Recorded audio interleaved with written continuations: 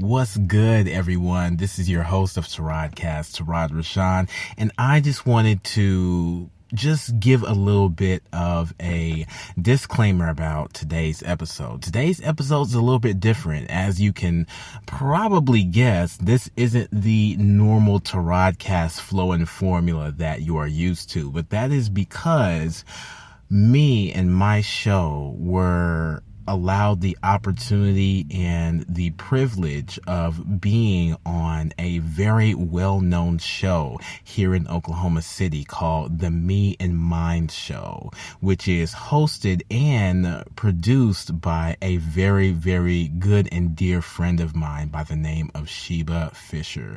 And she wanted to have me on the show just to talk about things that happened to me this year and to get really deep, to get really introspective, and just to go all in.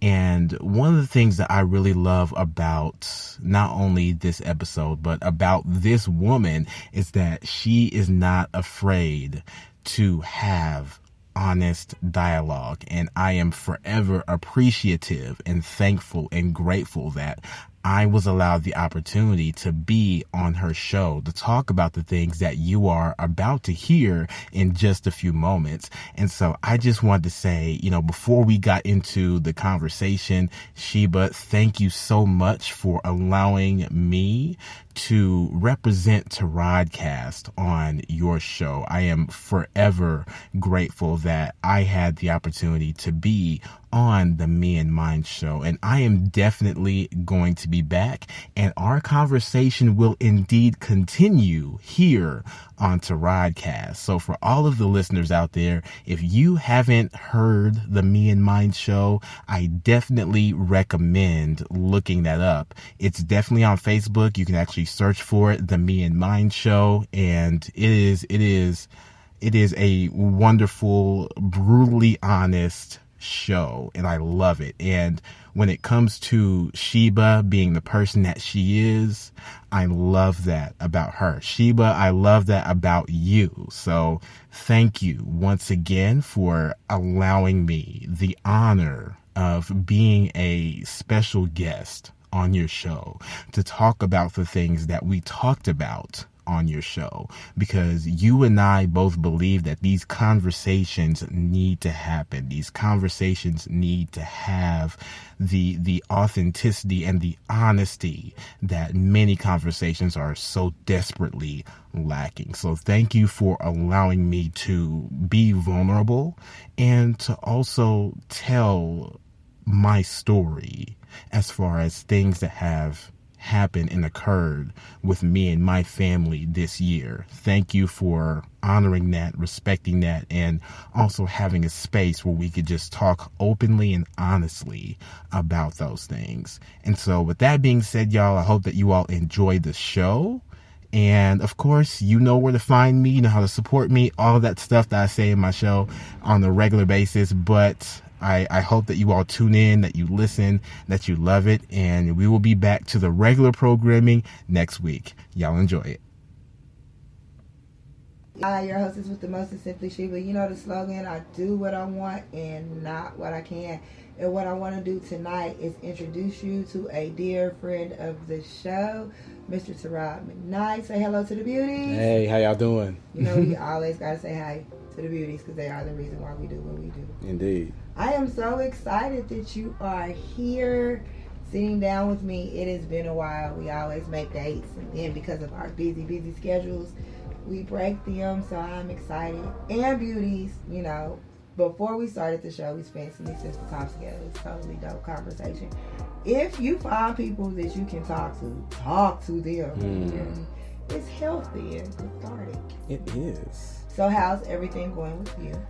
Everything is good. Everything is good. I mean, just every day maintaining, doing what I can, living life, and just trying to support my family. That's pretty much been me.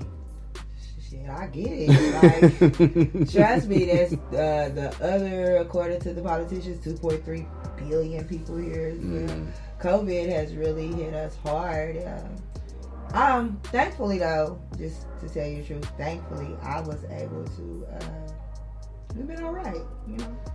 we've been good. I've been able to retain some employment plus my self business. Welcome to the Me and My show. Right. So it's been good to me. So one of the this is crazy because we just seen each other last night at the 2020 PCAs. That was awesome. I had such a good time. Did you have a great time? I did. I really enjoyed myself. Tell the beauties some of the things that you really enjoyed about the show. So for me, just first and foremost, just being a part of an experience that was, when everybody came together, it was positive.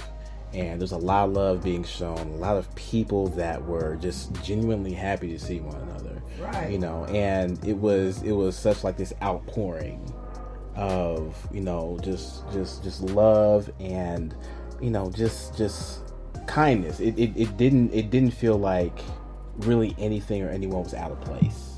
Right. I mean, I think because I had did a Car Chronicles earlier before you came on the show, about the same thing. That like I woke up today just excited to talk about it, happy. The whole situation it went so smoothly. It was so fun. It was so much love in the building. People were talking, they were networking, like so many relationships were built last night that I don't think, if people don't think about it, are aware of. You know what I'm saying? It was a lot of relationships built last night, and I thought that was really dope. Which is crazy that I seen you last night because we definitely made this date prior to the PCA. So when I did see you last night, I was like doubly excited. But I am glad to see you. You're a dear friend to the show. I have to shout you out. So thank you. He's such a humble guy, but I have to shout you out for the beginning. Like, Jesus, Saraj, you've been with your girl for a long time, man. Like, especially considering our relationship started we meeting because you sponsored the event for the Tasha Awards, which was a dope event, her awards. Did you get your invitation? Not a personal one, but I did see the flyer. Right. I did see that. So, no, I mean, just being, even meeting you there, because that was 2017? Yes, yes. And it's 3 years strong, and I'm glad I had the opportunity just to not only be there, but just like you were saying with what happened yesterday, just to even network then. Yes. Because I feel like those are kind of things that bring us to where we are now. Touche. So I mean, I'm definitely anticipating to, in the state of, all right, what is going to happen for this upcoming year for that award show? Right, because her award show is really centered and focused on music.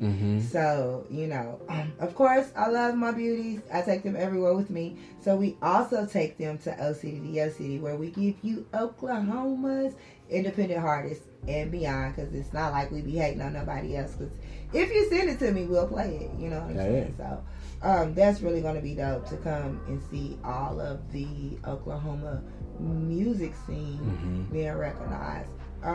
So yeah, like we made it to the Shea Awards. I'm like, look at me, talk to me, listen to me, tell me if you like me, and you are a beauty. It's my beautiful friend to ride, people. Yes. And from like day on, the support. You know what I'm saying? Like, just talking, just like I said, it's cathartic.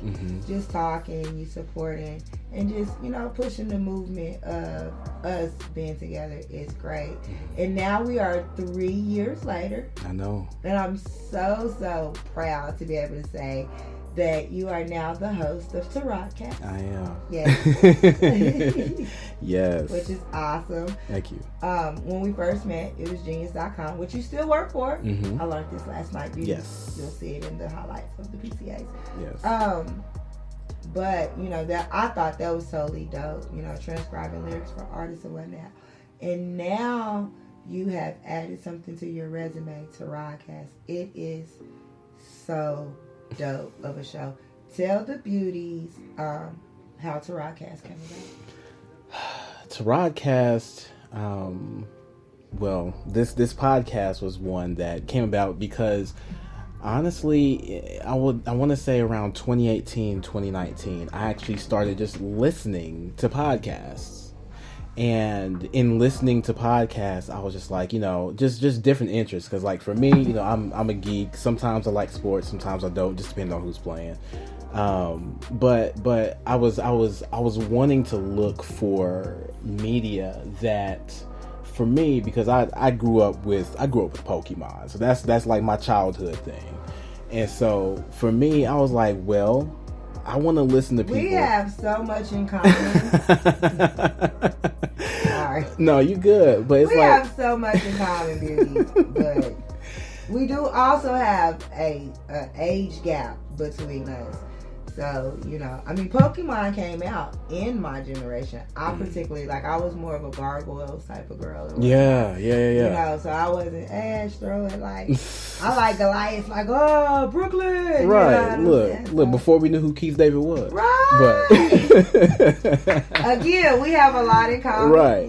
So I'm not taking away from that, but again, Pokemon was your thing. Yeah, and that's what I grew up with. So I was like, all right, so I want to listen. I want to know if there's anybody that's actually talking about this. So I was like, all right, well, I had crossed over the iPhone. Let me download this podcast app and type in Pokemon and see what come up. And so I'm like, I found a couple different podcasts. I was listening to them, and I was like, wow, this is actually really good content. So I began my relationship with podcasts between 2018, 2019, and as far as the idea to come up with a podcast of my own is concerned, I like to talk to people. I like to have conversations. I like to try and, get to different layers of people through conversation. Because for me, the part of me that wants to relate to people and understand people or finds most comfort in getting to know them, and in turn I also get to learn about things regarding myself. Yeah. And so for me, I'm speaking to different people on social media, off social media, wherever I can find them, and even people I've reconnected with, who I now have really good relationships with. And, coming to a place of understanding within myself where, for me, I want to be more introspective. I want to be more open. I want to talk about the things that people are just like, I'm so glad you told me that. Or, right. I'm glad we had this conversation, or, whatever. Because I'm just like, for me, I feel like, whenever I can be truthful and open and honest, and give someone a part of me that genuinely helps them, or helps to bring understanding to a situation, or even if it's a kind word or whatever the case is, for me, that was something that I was like, I want to do that, but I want to do it in a way where, for me, it's personal. Yeah. I want to be able to, potentially give someone something that, whether they have thought about it, whether they haven't, it's something that if I were to say it, it resonates with them. Right. And so for me, out of that idea, that is where TARODCAST was born. It was born from, me getting to a level in my adulthood where I'm like, okay, I'm really starting to understand accountability. I'm really starting to understand what it means to navigate, to be wrong a lot. Did you have a problem admitting it, sir? The way that I grew up, and I've said this on even on my show, I was the kind of person where the way that I was brought up, I wasn't the kind of person who did a lot of bad things as a kid, or just I wasn't necessarily that curious as a kid. I don't want to say bad things, but I wasn't necessarily curious in all the different ways that as your a kid. Friends may have been. Yeah, but they was wondering. But to be what's behind that fence. But to be honest, I also realized within myself that was also a lie, because I thought about the same things. I just was scared. So for example, like a church youth trip, when it comes to, everybody's at the hotel, on a charter bus or whatever, certain group of boys and girls going over here, doing what they do. and I'm just over here being the good kid trying not to get in trouble. But in reality, you want to go hang out. Exactly. But at the same time, it's like, for me, I wanted to be like the good kid, and so that was... you wanted the recognition that comes from being the good kid. Exactly. And so, I remember, because I grew up that way, I started to get a big head. My head's already big enough, but... like I ain't ashamed of how big my dome is. But at the same time, in that period of time, for me, it was me trying to take that fear of just being a curious kid and just going out there and just seeing what you can get into, because wasn't nobody else scared. But it was me turning that into self-righteousness. And then that self-righteousness is a tricky path, sir. Yeah, it is.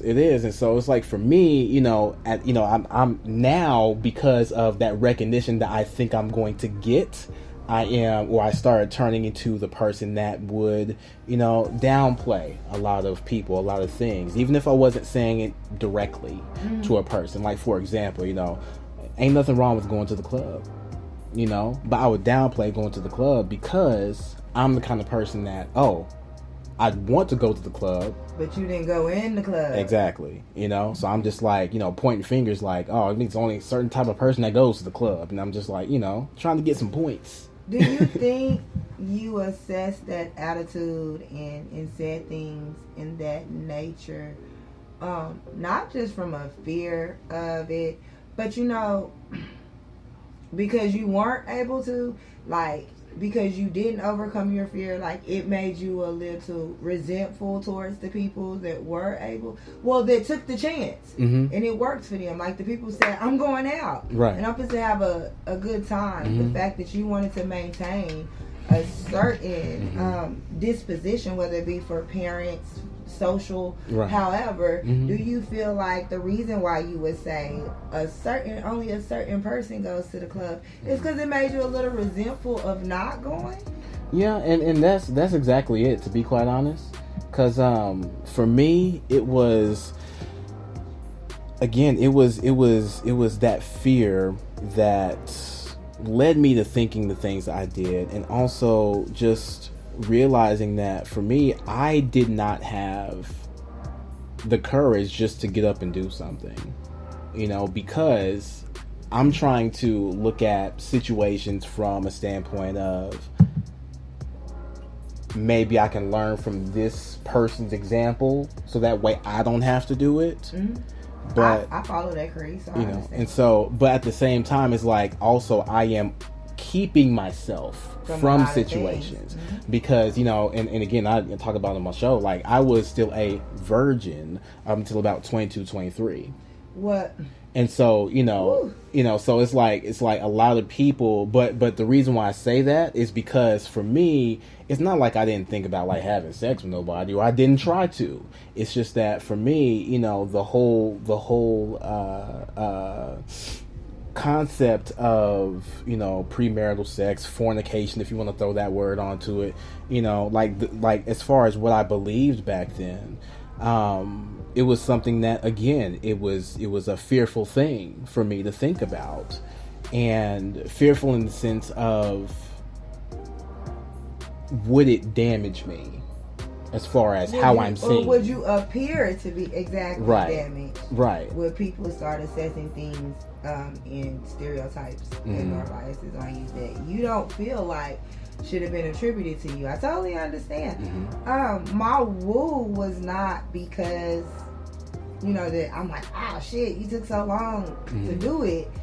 My woo was like, that's a feat that you even made it to 22 with the sexual activity within young adults here in Oklahoma, period, across all generations, the last 3 anyway. Youth pregnancy is high here, and that's just what that is. Right. But I also say woo because as a young man retaining virginity that long, I believe would probably be difficult as far as when it comes to a social level, like with your friends. I'll be having these kind of questions, and this is why I like talking to men, because it gives me a better insight. Being a 22-year-old virgin, having friends who are already sexually active, was there a lot of peer pressure, like your homies telling you, was there ridicule, and what was the things that you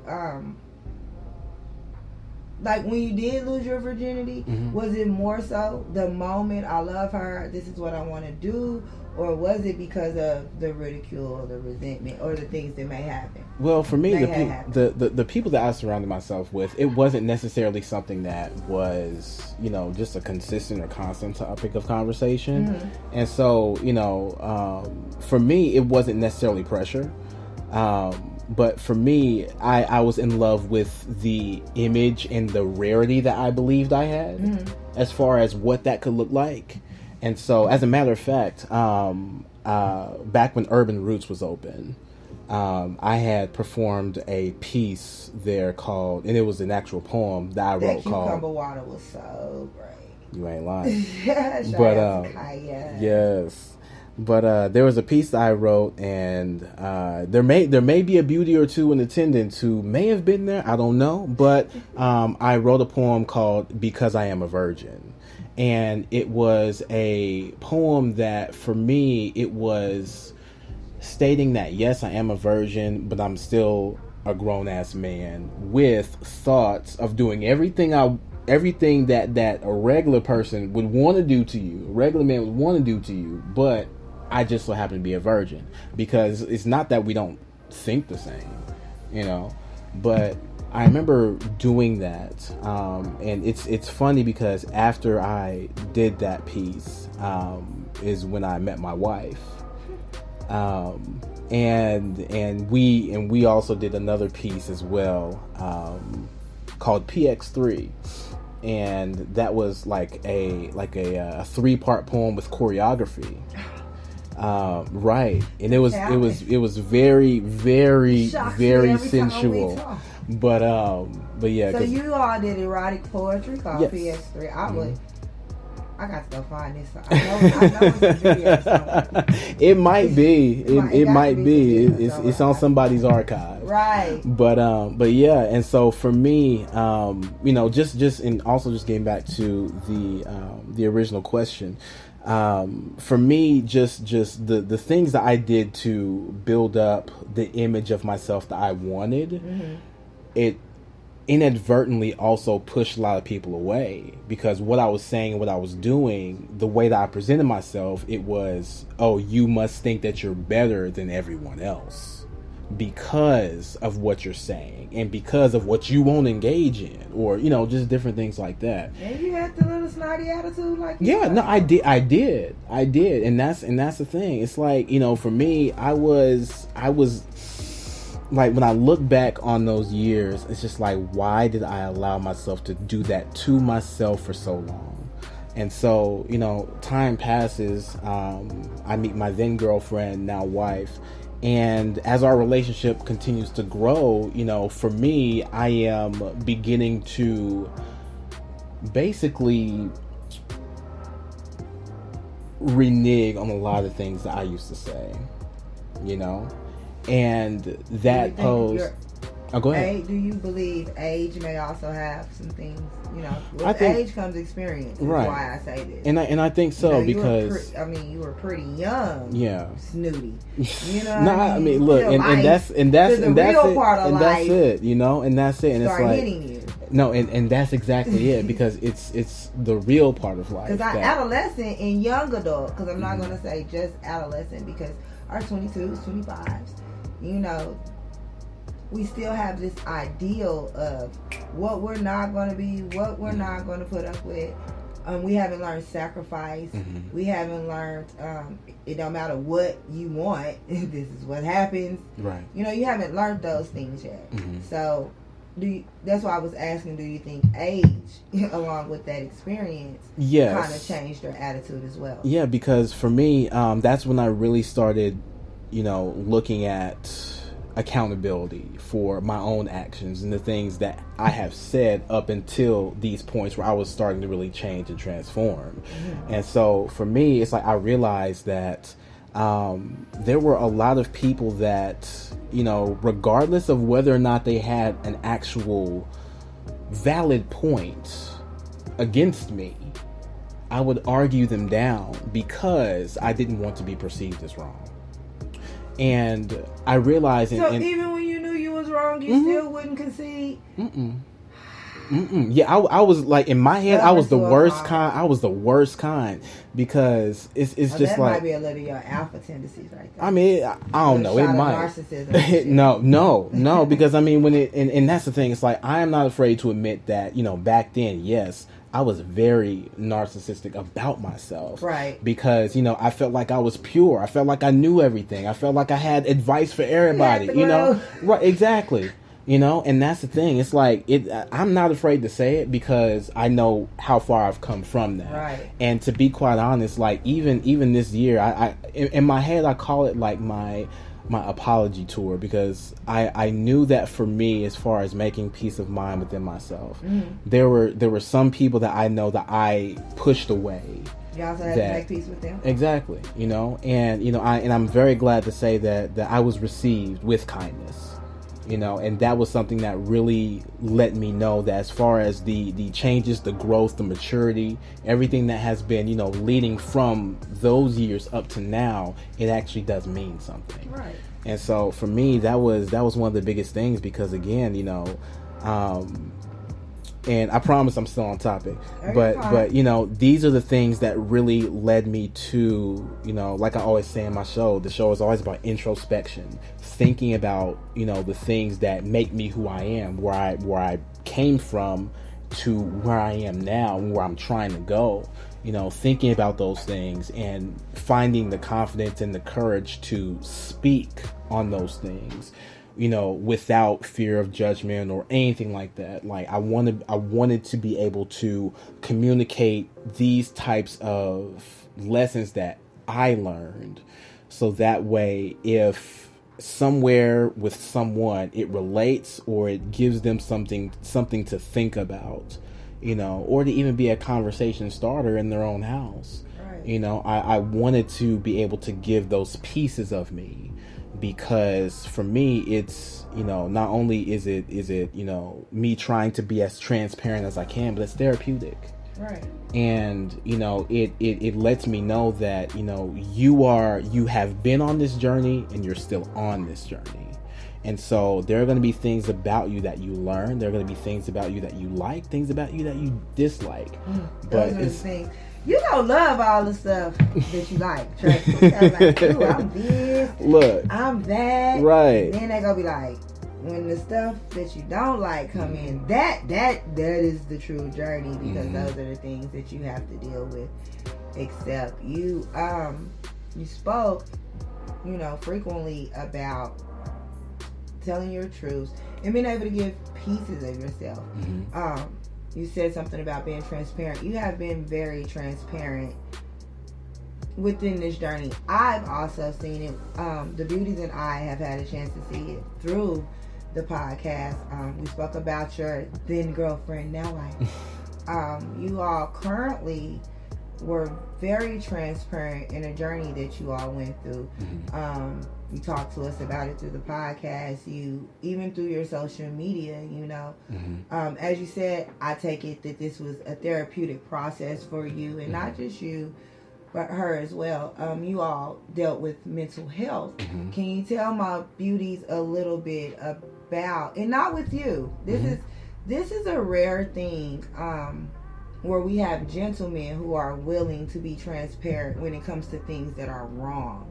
You know, it's not even a cultural thing. It's a gender thing that, you know, a man cannot be wrong. And I know how to fix everything is you all's mantra. So this was something new and refreshing for me, because it's not seen often, where the roles tend to be reversed, where, you know, the husband has to show his vulnerability while still maintaining that sense of control, that sense of, you know, I can fix this. You know what I mean? Right. So can you give the beauties a little bit of the backstory that led into this journey. And then, just let us know what was going on. Because now, let me tell you this first.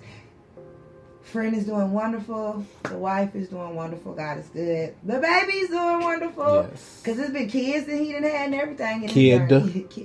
And a kid. Let's not put the S on it. Nah, one and done. But yeah, I think because one of the reasons why I brought this up with your friend and I wanted to discuss it with you is because once again you were transparent about this from the gate, right. And because mental health is something that's not really talked about in our community. Yes. Well, for me, my love, appreciation, and understanding and camaraderie for mental health started, just being exposed to that, being exposed to the fact that there are unseen challenges that people have. And earlier this year, whenever the situation that happened with my family happened, I wanted to, again, be as transparent about it as possible, especially on my show. And to be quite honest, the show in and of itself, my wife wanted to do in order to just get it out, in order to just talk about it and actually put a face to what exactly is happening. And it was a situation that really showed us a lot about ourselves. It showed us who you really are when the situation really calls for it.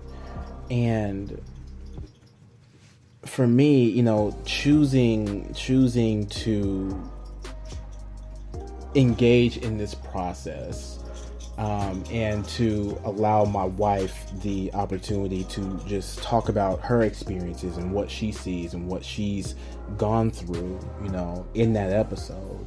It was honestly, it was one of the hardest to do because, it's not something that, again, is always talked about in our community. It's very, I'm gonna be honest, it's very rarely talked about in our community per what we know of mental health issues, whether it be bipolar, paranoid schizophrenia, right. Whether it be PTSD trauma from childhood trauma or whatnot, because you don't necessarily have to be paranoid schizophrenic, or you don't necessarily have to be bipolar 1 or 2. Trauma can torment you. It is, especially, I know this because there are so many people, celebrities included, rich people included, who, when we ask them why they do certain things or why certain things, and I'm not saying that they're using it as an excuse or justification, but a lot of people, it's things that happen to them in their childhood. Right. And psychologists say all the things from our childhood we take with us into adulthood. Yeah.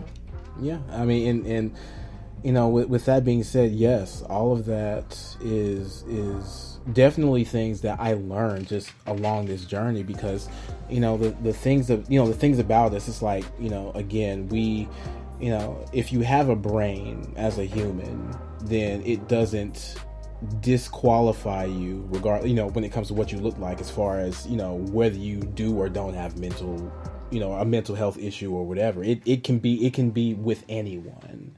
And I know that with our community, a lot of it is not understood in a way that allows us to have the empathy and the care and the love that we need in order to really talk about what's going on.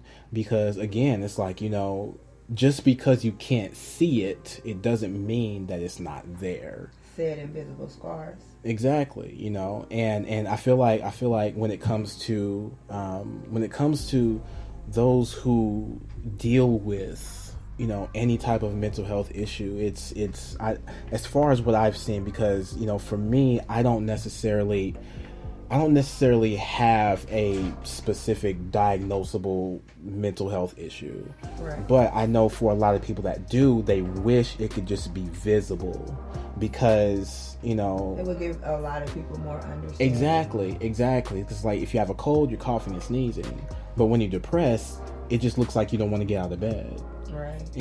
Or if you're having a manic moment, it's like, you know what, you feel super good, you want to go to the store, you want to buy some things, or you just want to go out to see a whole bunch of people, or and people don't understand there's a shift that's happening, and also being, just understanding things like that, and how it can truly affect not only who you are but how you are.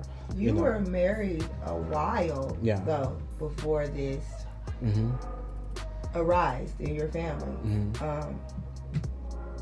So I know it probably came as a shock, like, because it kind of just came out of nowhere.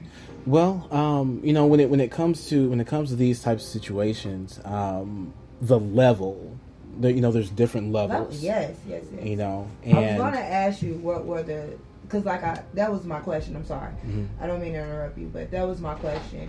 Because you were married at such a length of time before you all became consciously aware, because the signs were there, prior, but before you all became consciously aware of what was going, or maybe not her, but you came, because she was very aware, but just probably couldn't articulate to you what was going on with her. Well, and I'll actually say this, to be honest, communication is one of the things that for us specifically is the foundation of what we have. And so, when it came to what happened earlier this year, and the what's the word I'm looking for, the event that happened earlier this year, mental health was always a conversation, and so learning about mental health was something that, for me, I learned a lot through her, because she trusted me with what she could say and what she was also trying to say. Right. And so for me, just being able to, learn the things that I was able to learn through her is what allowed me to have even the understanding that I have today, and also to be able to get to a point where we could also express these things together, in a way that made sense, or as much sense as it could possibly make. But at the same time, it's just, realizing that, throughout the years, it's like, I understand that mental breakdowns are a thing. They happen whether you want them to or not, and most oftentimes you don't want them to happen. Right. But it's not something that for a lot of people you can just control, because, as far as what I've learned, there are certain conditions where it feels like your brain is actively working against you. And there are certain things that you want to do, but your brain is telling you something or showing you something, like a different, as my wife likes to say, sometimes it can make you feel like you're in a different reality, but you're seeing regular world as it's happening at the same time. Yeah. And so, a lot of people don't necessarily understand what type of does she suffer from manic depression? When it comes to that, yes. Because there are moments, there are moments. And the thing is, with her being also aware of those moments as well, she can communicate that. Yeah. And I feel like just with the because, and I'll say this, oftentimes we believe mental illness to be associated with, people who are in a, a psychiatric treatment facility, an asylum, in a straitjacket, right. Things like that. They're walking around about right. every day. It's like, but it's like, and oftentimes we think that is what it is. But in reality, what a lot of us don't realize is that, it, for a lot of people who do struggle with some sort of, and I don't want to say struggle, who deal with mental illness in any form or fashion, there are parts of them where they feel like they can be normal, but at the same time, there are things that completely make them feel alien because people can't see what's going on, you know? And that's the part that, you know, she really she really communicated with me. Because, you know, there's a lot of people, like you were saying earlier, it can be a trauma. It can be, you know, something that happened, you know, just within your DNA or your makeup or whatever the case may be, that could be a factor into how your brain, you know, evolves and grows as you age and mature. And so, you know, because there's a lot of triggers, you know, yeah, exactly. And there's a lot of stuff that scientists are still trying to figure out. Put that out there to the beauty. There are triggers. Right. There are moments where you can be fine. You can go 2 years and you're fine. Maybe something, a memory, just anything, and it triggers. Do you all have you all found and recognized some of her triggers in order for like prevention and just to be able to help you deal with it a little bit?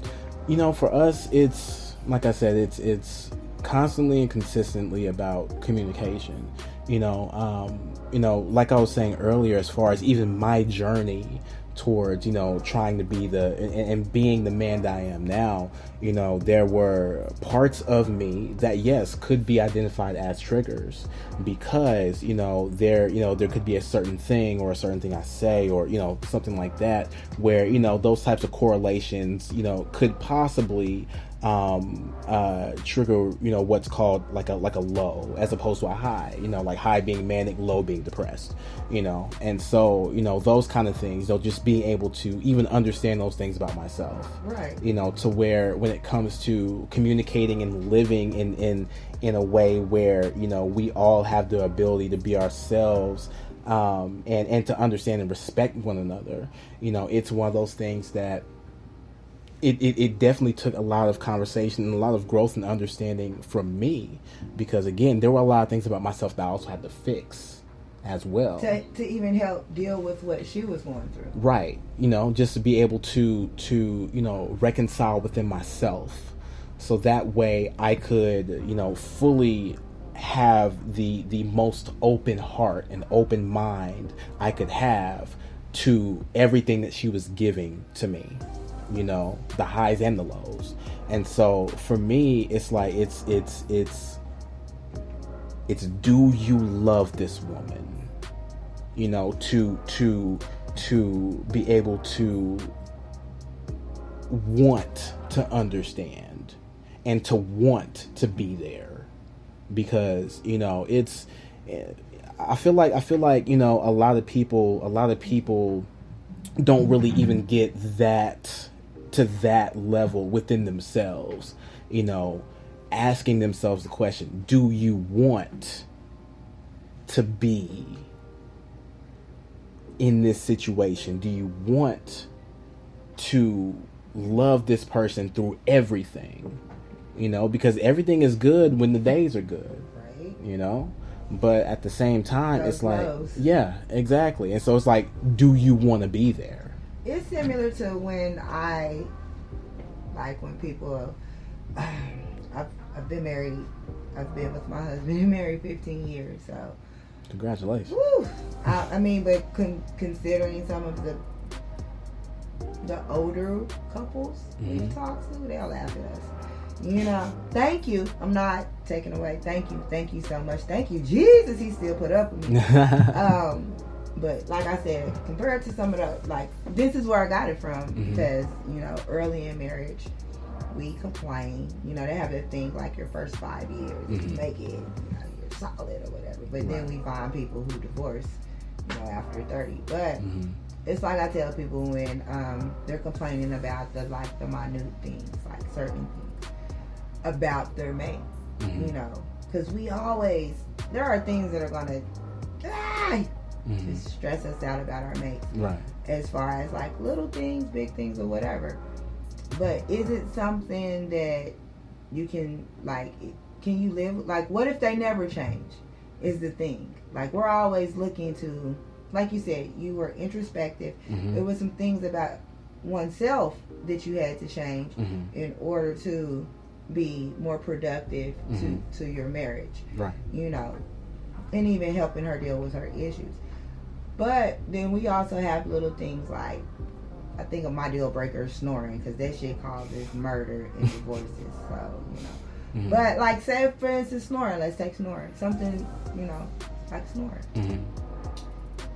What if they never stop? It's not a matter of them changing, like, because it's not always they change to make you happy. Some things are just that person. Right. You understand? And like you said, do I love this woman? Yeah. So some things are just that person. There's no change in it. Right. And what if they never change? Are you going to leave them for it?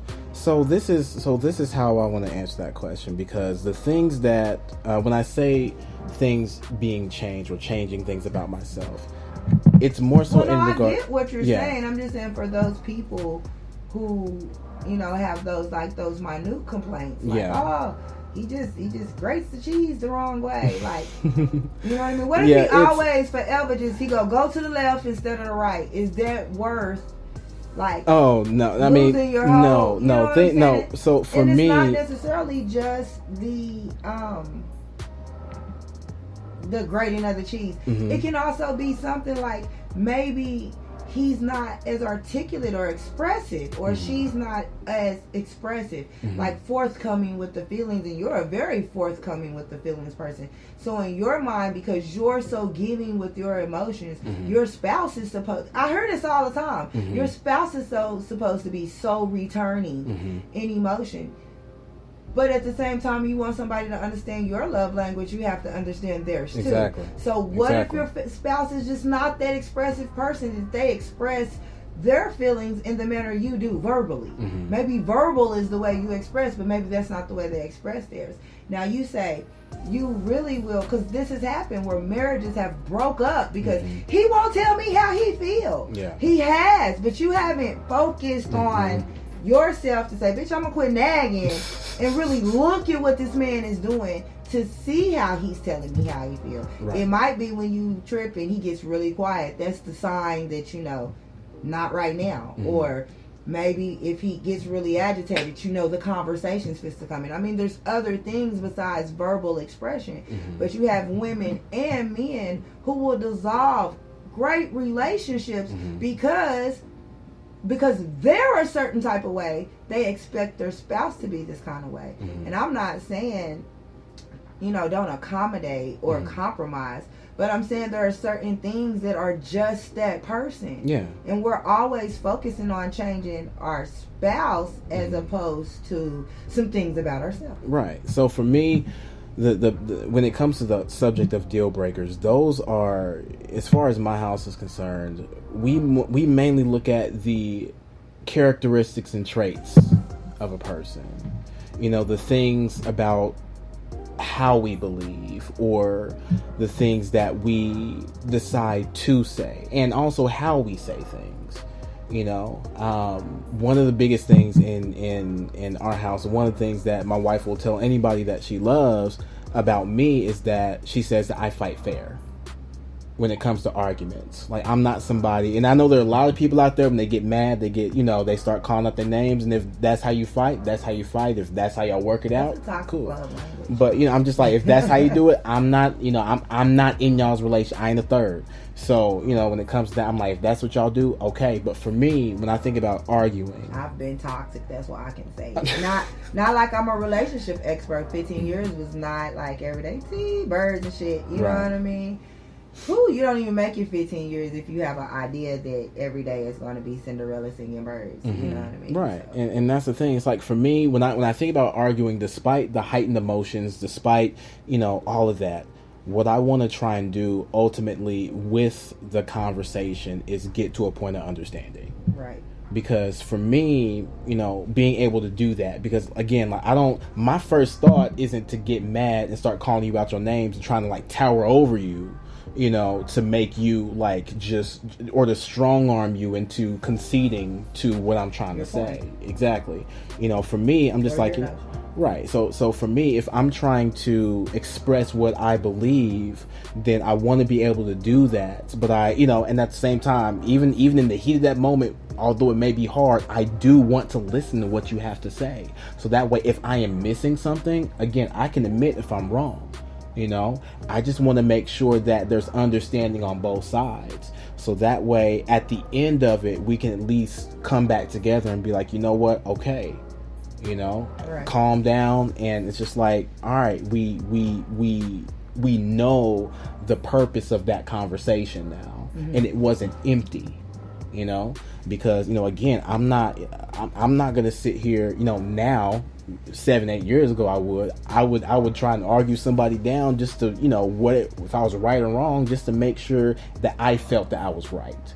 Whereas now it's like, you know what, if I am wrong and I've been shown that I've been wrong, then I'm wrong, and that's it. So at that point, what do you do from there? Right. Where do you go from there?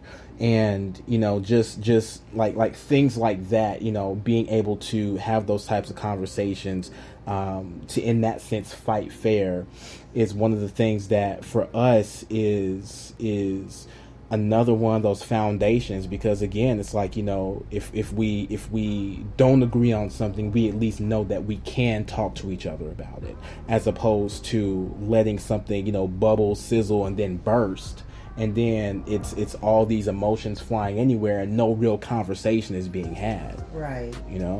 So I mean, for me, it's just realizing that, and being one of the characteristics and traits that we also look for in one another, because again, that's a deal breaker. It's like, I want to be able to always come to understanding. One of my personal philosophies is do your best never to go to bed angry, because there's no point in that type of situation carrying over into the next day and there's still no understanding or resolution. Yeah, exactly. Resolution doesn't necessarily have to come within the night, but there's still not even room for resolution if we go to bed angry. We spoke a lot from the standpoint of someone who deals with mental health. I would like to talk a little bit about the standpoint of the loved one who has to deal with someone who is dealing with mental health. It is implied that you are to be supportive. I'm not saying you shouldn't, you know what I'm saying, but mental health is a tricky thing. Like you said, we talked about manic, which are the highs when everything's great. I mean, even that can be kind of toxic, because it's like, you want to sit down. It's hard. I can't go outside no more. Right. I just want to watch TV, lady. I trust me, through my own experiences, I understand the narrative. So, but there are the low points. The points where you're trying to help, and it seems like no matter what you do, it's not helping. And I know it causes frustration for one who is, whether it be in spousal relationships or just family, in a family unit, mother, daughter, et cetera, et cetera. For the one who is having to help this person. So I want you to tell, like, the beauties. Like, I want you to kind of be honest with the beauties, with, like, some of the frustrated emotions that you went through, as well as how you dealt with this. And, was it a difficult process? And where did you go for some comfort, some help? Like, where did you find support? Because we rarely talk about the support for those that are trying to support someone dealing with mental health. Well, for me, my biggest frustration is knowing that there are certain things that I won't be able to understand about what is happening in that moment. Not being able to step inside of one's mind when they are in the midst of something that they can't control. You know, that the thing that frustrates me the most is not being able to fully relate, because my brain doesn't operate the same way. And for me, that's the thing that really hurts me the most, is because, you know, it's like, you get, a lot of people say cliche things like, oh, you need to think happy thoughts, or, just things like that. But it's not that simple, and I understand it's not that simple. But what frustrates me is the fact that I don't understand to the degree that I would want to understand, as far as how not simple that process really is, because if a brain was like a light switch and you had control over it, then yeah, things would be a lot easier. Right. But it's not the case, because sometimes, as far as what I've seen, what I've observed, is like something can be starting and you realize it and you want to try and push it back, but sometimes it comes in waves, and sometimes you have to let it also run its course, and for me, is that honestly, that my biggest frustration is only being able to understand up to a certain point, right? Because there I can connect only up to a certain point, but because my brain doesn't operate the same way as far as getting into the depths of the darkness sometimes, those are things that for me, it tears me up, because it's something that it's just like I wish I could like be in it, so that way, when the brain tells you exactly that, and also when the brain makes you feel like you're alone, and even the people closest to you, sometimes your brain is saying it's only you. Those are the things that it's like I wish I could be like banging on the door, outside the brain, exactly, trying to like, scare it away or whatever the case. But it's just like knowing I can't do that sometimes. That's the thing that really hits me. Yeah. And I can imagine you all have a family, mm-hmm. which at the point when it was made you somewhat the primary caregiver of you all's daughter while your wife was trying to get better. Mm-hmm. Yeah, I'm gonna be a little sarcastic in this serious moment. Did it give you a better understanding of how we feel as women? Having to handle home, hearth, and spouse. Yeah, and the thing is, no, it definitely did. But at the same time, just knowing that for us,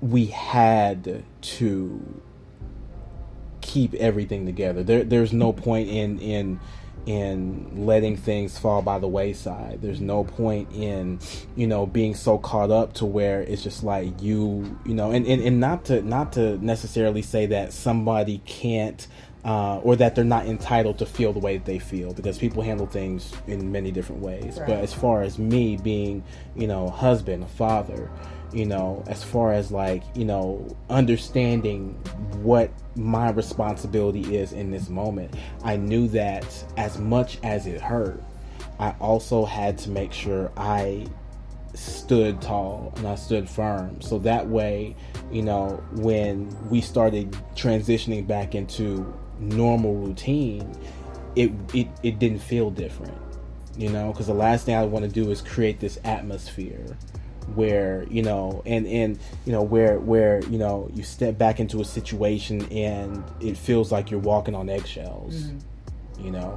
Because and again, it's just wanting to do everything I can to understand what's happening, so that way I can have that empathy and I can do those things that allow me to connect with what is happening and what's going on. Excuse me, because again, if I just would have left it in if I just would have left it in an arena where I didn't give myself the opportunity to try and, at least in some capacity, understand what was going on, then I would have been doing her a disservice. A big disservice. You know? Your daughter too. Exactly. She deserves her mother. Right. You know? She deserves a healthy mother. Mm-hmm. And, you know, it's understanding that, you know, as you get older, as you have, you know, these relationships. Some sacrifices don't nobody be wanting to talk about. You know? No, it is. That's another show to ride. That's sacrifices. That's a show by itself. So. But at the same time, it's just like, you know, it really showed me who I was in those moments and what was necessary of me to do. Because, again, the last thing that I'd want to do is to create an environment where, you know, people don't feel like they can be themselves. And in my house, we are ourselves 24/7. Sanctuary. Exactly. You know, 365, 366 on leap year. You know, we are who we are, and we allow ourselves that freedom to be, you know, just to simply be, you know, amongst one another. And so for me, you know, just realizing, you know, during that time that, you know, okay, I have to make sure that I don't mess around and stomp a hole in the bottom of the boat, you know, because it's not going to do any good. You know, my wife and I joke about it all the time. You know, she said, I can't be with another person who also has mental health issues. Because it's like both of us can't be having to break down at the same time. Right. You know, it's not going to help anything. But at the same time, you know, even anchor. I mean, I do what I can, and I appreciate that. But even just realizing the seriousness of that, you know, where when it comes to everything that I love about her, you know, it's those things that allow me to, you know, during those moments to somehow, some way break through when I can, you know, because, you know, one of the things I realize is that, you know, oftentimes, especially just, you know, from what I've learned about mental illness, is that a lot of times it's the conversation is happening inside your mind. And oftentimes people don't want to talk about what's going on in their minds because their mind is talking about it enough. And people make all the jokes like you living with different people, and it's not like having multiple personalities. Right. It's like having 13 conversations going on in your head at one time. And you're trying to keep up with all of these conversations. Yeah. All of these things. And all of these conversations are making you feel a different way at one time. Yeah, and some of those conversations are giving you the worst case scenario of every conversation that's being had. Yeah, exactly. You know? It's layers. Right. Layers. You know, and so it's, you know, one of the things that for me, that I've learned to do is just to talk. Because for me, you know, I want to be able to help in the decompression, you know, and a lot of people who deal with mental illness, they don't talk to too many people because not too many people want to understand or do understand. And it's a big stigma. Mm-hmm. The stigma causes embarrassment. Mm-hmm. It causes fear, especially fear. Mm-hmm. Nobody wants to be thought as like you said, the crazy lady and right. straight. It's a vulnerability thing. Yes, you know, so they tend to build barriers, and they're very thick walls. You know what I mean? Right. Because God is so good. Because everything is wonderful, you know. But tell the beauties a little bit why you decided to be so transparent, and also talk about this journey within your podcast. Because, you know, like you said, and then when it comes to us black folks, we just don't do that. We just don't much be that free with our business. You know what I'm saying? And I'm not saying it was a bad thing or anything. No, of course, I never took it that way. As far as community goes, you know us. What go on here, stay here. Right. So what made you decide to be so transparent and bring it to the podcast? Because my podcast is a show where I want to have the most honest conversations I can have. And say hi to Fish Beauties. and when it comes to having those types of honest conversations, talking about mental health in any capacity, however it affects you or somebody that you love, it has to be an honest conversation, because the simple fact is people don't want to talk about it because there is a fear. There's that fear, and there's that potential breach of vulnerability that people could feel if it's talked about. But for me, you know, I'm getting more used to and comfortable with being vulnerable, and to bring our conversation to our show. Again, you know, for me, it truly, you know, brought me to tears because she wanted to do it. You know, she wanted to do it. She wanted to help somebody. Exactly. You know, and I can cry right now. But at the same time, I don't think the beauties would care. I'm gonna let you keep it, friend, but I got tissues just in case. But it's just because, you know, in our community, a lot of this goes by the wayside. You know, I'm not trying to, you know, speak ill of religion, Christianity, or anything like that. But when it comes to a lot of things, a lot of people in our community are taught to just pray certain things away, or it's the devil. You know, when this is because, I don't mean to cut you off, but this is because they leave stuff off in. You know, I'm with you. They throw them scriptures out there like that's just supposed to work. Right, like it's the end all be all. But they say pray about it. But they never tell you the part where it say faith without works is dead. Exactly. You understand because what I'm saying? one of the things, no, you know, that ain't it. Because one of the things that I've grown to understand is that, you know, people are here for different reasons. And so, you know, what if in that process of you healing, you know, you meet a psychiatrist, or you meet, you know, someone, a therapist that, you know, comes into your life, or you find them, or whatever the case is, and you are able to start engaging in a process of healing. You know, that doesn't necessarily involve, you know, praying or reading the Bible, you know. And so it's just like, you know, because it, in my head, it's like, or it shouldn't stop there. Not a spirituality, but a religious aspect. Mm-hmm. Yes. It doesn't involve a religious aspect. Right. Because it's like, there, you know, like you said, you also have to, you know, if you're going to have that faith, you also have to put in the work as well, because, you know, it doesn't just stop there. You know, and so when it comes to these types of things, it's an effort that is always going to be continuous, and you're also going to be getting things from different sources. I feel like for me, you know, I believe that every person, regardless of who you are, you at least hold one truth. You know, I could learn something from a preacher just as I can learn something from a homeless man, just as I can learn something from a 6-year-old kid. You know, well, the kids they be dropping jewels. They do. The kids be dropping jewels. Because I was talking to somebody the other day where I was like, you know, because we like to teach our kids the lie and stuff. Because they be dropping jewels.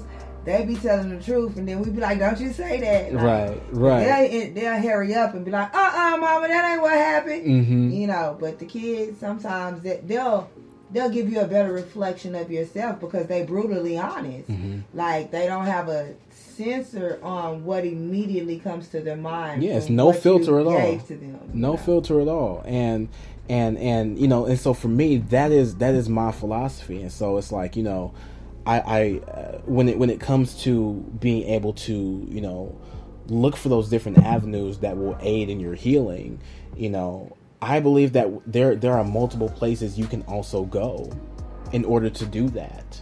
And so, you know, just that whole idea in and of itself, for me, just going back to the question, you know, the podcast that we did was one of those avenues. Because it was, you know, truly a hard time in all of our lives, you know, and at the same time, you know, seeing the courage to, you know, from her to come out and speak on what she felt and what was going on, you know, it's not a story I can tell. Right. It's not your story. You know, and so because of that, I wanted her to be or to have the freest possible reign that she could have when it came to expressing what she felt during that time. While feeling in a safe place. Exactly. And again, that's the environment that we're creating, and also the character traits that we like about each other, because we want to create that place, that haven for one another. Yeah. So that way those conversations can be free and they don't feel pressure and it doesn't feel like an interview or things like that, because again, it's a very vulnerable subject. And for me, I will always and forever be proud of that moment, that moment of courage when she told me, I want to be on your show to talk about this. Because again, it's not something that we want to talk about in our community in general. And so, being able to share this most personal, vulnerable piece of yourself that you typically try to hide from the world in order to be looked at as a normal person, the masking, right? It's really something that when you, as far as what I've been able to see and observe, when you reach that point where you can now say, I don't struggle with this, I'm dealing with this. There's a difference. There's a shift, because you're taking like from victim to survivor. Exactly. Because now you're not using that as a label. It's just a part of you. Sorry, but it's a part of you. Fancy apple shit. Look, tell me I need to go to bed. but yeah, it's you're not defining yourself by it.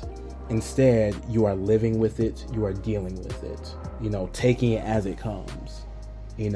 And still having the trust.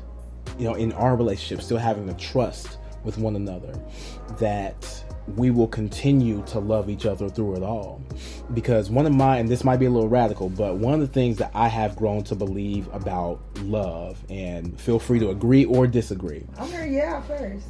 But one of the things that I have grown to believe about love is that love is giving someone every possible thing about you that can destroy you and trusting them not to.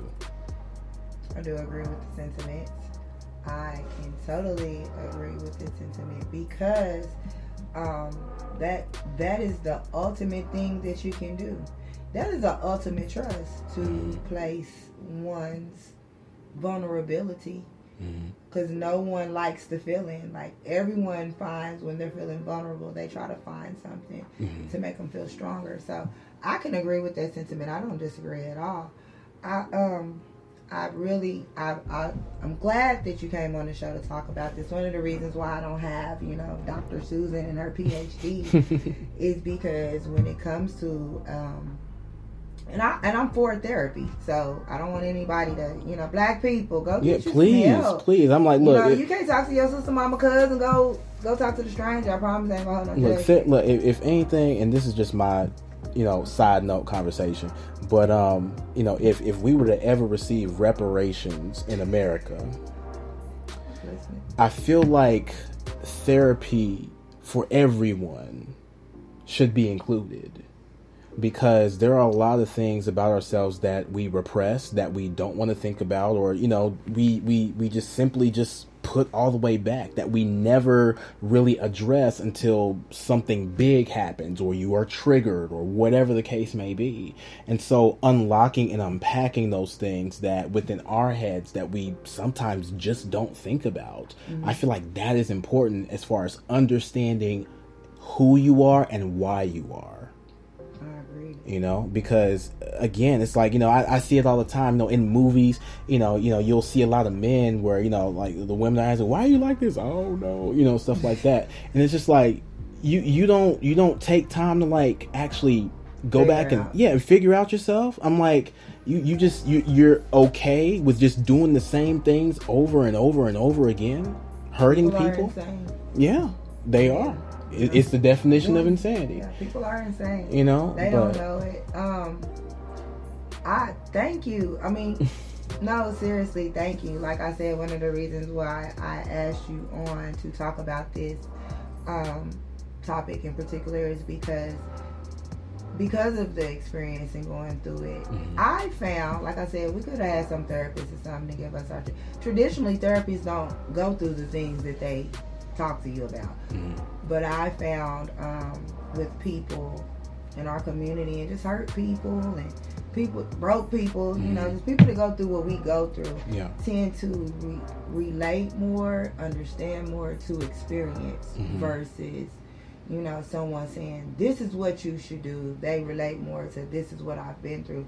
So I thank you for coming on, sharing your story, sharing what you went through with your family, because that in itself, just like you applaud your wife for the courage to tell her story, I applaud you for telling you all's story. Thank you. And I thank you for that. I also want to go into a topic that we're also going to close out on, because my plans are that we are going to finish this topic at TARODCAST. So, beauties, make sure you meet me at TARODCAST, you know, because if you're interested.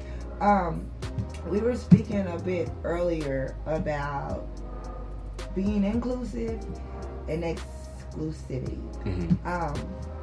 It was a topic that I wanted to start with you because you and I are of a like mind when it comes to, like, I always gotta say it, I don't believe in segregation, but I do believe there are some things it's a cool kid party and you can't get in. You know what I mean? I'm not saying, like, I don't get upset at Europeans for saying no.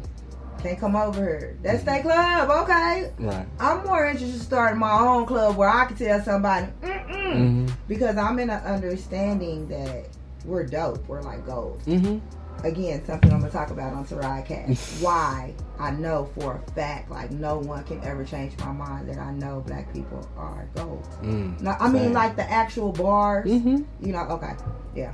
Okay, so, but when it comes to exclusive, I want to lead into the conversation because the love of my life and we were watching TV, and I don't have no problems with Post Malone or nothing, so I don't want nobody to think this, and I don't even have a problem with white rappers.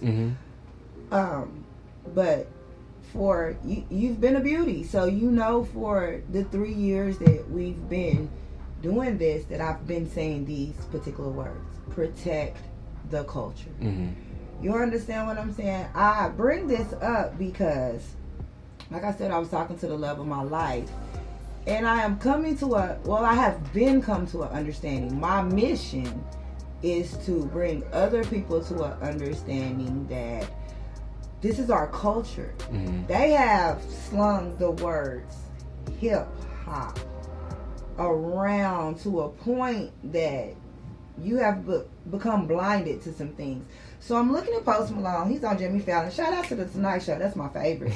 For real. Every night watching. I love Jimmy Fallon. I know we gonna see each other, Jimmy. Put it out there. Put it out there. James, we gonna see each other. But he was on Jimmy Fallon, and I mean, you know what he looked like? The tattoos, the gold. You heard the songs. You know he said all this, right? And then he opens his mouth, and it's not necessarily that he sound European or anything like that. It's that as he opens his mouth, culturally, I'm identifying him. You understand what I'm saying? And I'm like, man, we just slang it around. But I don't really think... At first, I was upset because I thought we was just simply giving it away. Which, to some degree, we do that as well. But it's the fact that they didn't took these two words, hip-hop, which we both know is a music genre, and have encased these words around our culture. So a lot of what people call cultural appropriation that we see is not necessarily cultural appropriation. It's not that we have made them respect our culture. Just check it out. Italians, Asians, just anybody with a different culture. You understand me? we know it. Like right now, I can't just start eating spaghetti and get to saying and picking up the Italian culture. They'll think I'm mocking them. Right, you can't do your hands like this. Nothing like that, you know. Gouda, you know, they'll think I'm mocking them or whatnot. So, Asian, same thing. I just can't wrap kimonos around myself and start, you know, they will think I'm mocking them. So, I want people to understand that this is not hip hop. This is our culture. This is the way we live.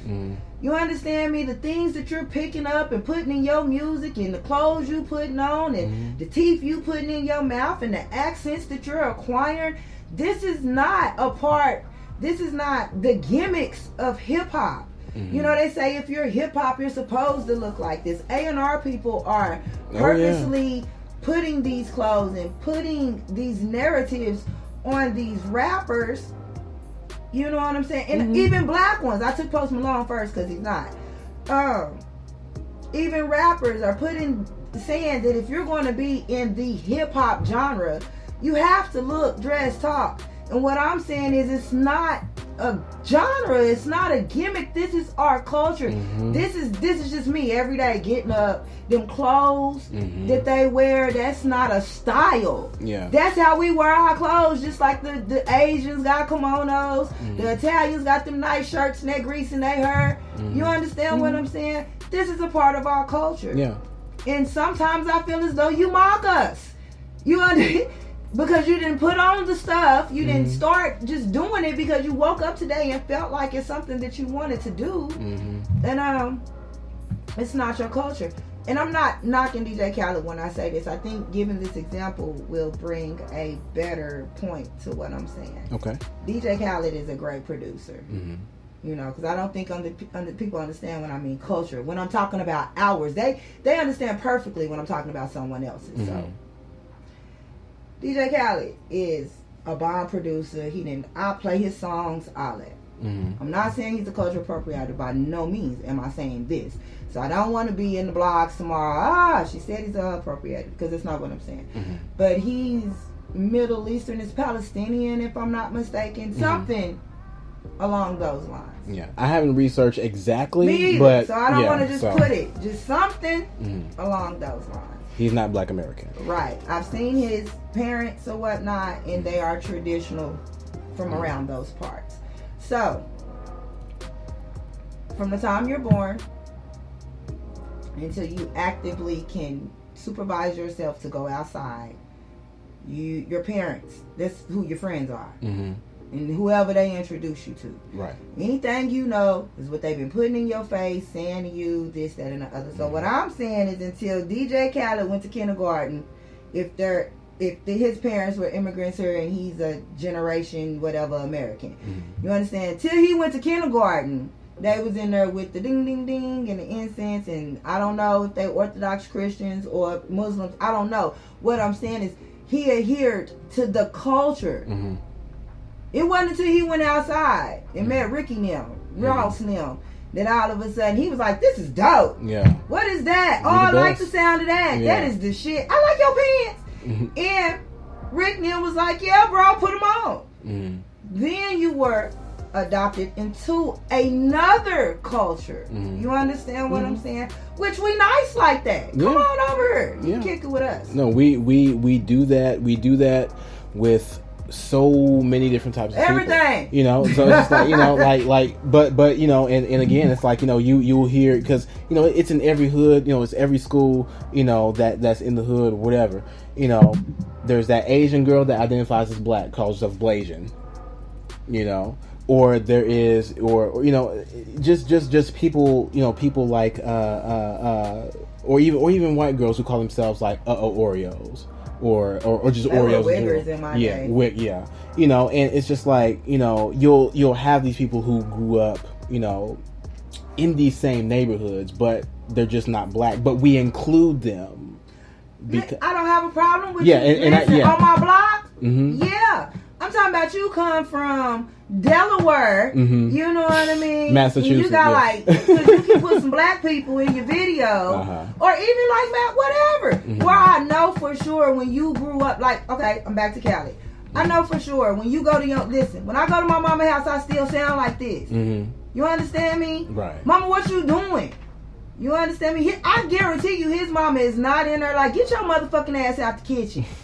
How he talk on these records. Yeah. When he go in there, she's still ma'am, he's still yes sir, Poppy. He's still adhering to his original culture is what I'm saying. It's not about your skin color. Right. It's about what you were raised doing. And the fact, well, also the fact that you have a culture to go back to. That's my point right there. The fact that when you leave me and you go to your mama house, you're not coming in there in another one, mommy. Yeah. You understand what I'm saying? Because you're still going to adhere to the culture. His little baby still got an over there name. He ain't Malik, which is an over there name, but I'm saying it ain't the over here name. You understand what I'm saying? You know what I mean? But and I'm not taking nothing away from him. Welcome. We welcomed you. I welcome you. That's not what I'm saying.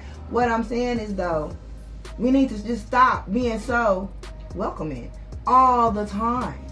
You know what I mean? About everything about us. I mean, because it's getting bad. We ain't going to have nothing else to give. Our hair, our clothes, our vernacular. What do you mean? It's getting bad with our skin. Because you can go to Instagram. Remember 2 years ago, all them little white girls that was on there, tanning their skin to look like.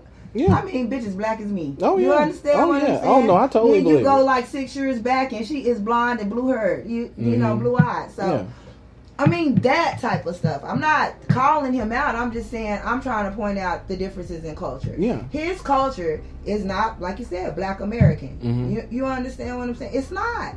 Not his original culture. It wasn't until he came outside and got him some friends that he know us and our culture. And I just get tired of people taking it off and putting it on. And then, you know what I mean? Just be what it is. I do. Sometimes I feel like y'all should pay dues. I think you should get all the credit to all your black friends that turned you on. You understand? I think you should get credit, and I don't mean just like helping them be rappers and get millions of dollars. I think you should get back to these same communities.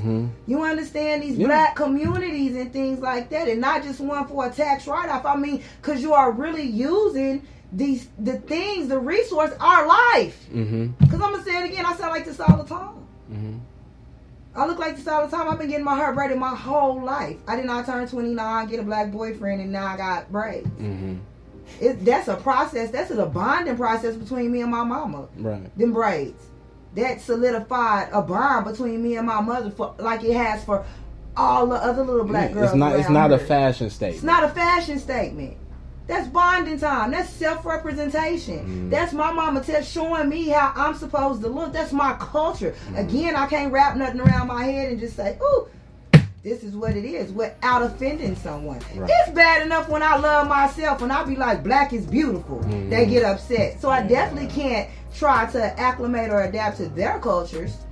And there's no offense taken. And I'm not saying that we shouldn't be, you know what I mean, inclusive. I'm just saying sometimes we should be exclusive. This is a topic that I want to get into deeply, so I'm trying to see you on TARODCAST, No, and we can definitely pick up, on this topic because it is also one that we have in our house all the time. Because, being black American means that, unfortunately, the culture that we now have, the culture that we had in this country starting out is already intermixed with Caucasian Americans, white Americans, Europeans, Anglo-Saxons, so it's like we're already our history is intertwined already. And so in our attempt to break away from that shared history, we're trying to find the things about us that make us who we are. When you talked about hip hop earlier, yes, it's a culture. It started with the ciphers in the streets of New York. It started with the DJing. It started with the breakdancing. It started with the graffiti. It started with the clothes. All of that. The things that were, some of the founding pillars were representations of how we live. Exactly. Just like country people were cowboy boots, hats, and as representations of how they live. You go back and you look at a lot of those pictures. Yeah, you'll see the Dookie chains. You'll see, the Adidas. You'll see, just the jumpsuits, and you'll see people in crowds. Just like you'll and two people are rapping. People in the country like that though. But conversation, beauty. I mean, conversation that you gotta catch right on TARODCAST. As always, friend, it has been a thorough pleasure talking to you. Yes, ma'am. I know I'm going to continue this conversation with you.